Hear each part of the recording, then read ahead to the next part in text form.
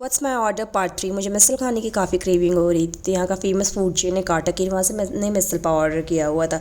The packaging was top notch. उन लोगों ने काफ़ी सॉर्टेड करके पैकेजिंग दिया था। I just have to mix everything. ये मैंने सबसे पहले यहाँ पे आलू डाला एंड प्याज वगैरह डाल करके मैंने अच्छा सा मिक्स दिया उसको, और एंड में फरसान डाला था। I took the first bite and it was a big disappointment for me. ये बिल्कुल भी अच्छा नहीं लगा मुझे। A thumbs down for this one. Total bill था मेरा 140 rupees including delivery charges. Video अच्छा लगा तो लाइक करना एंड सब्सक्राइब फॉर मोर।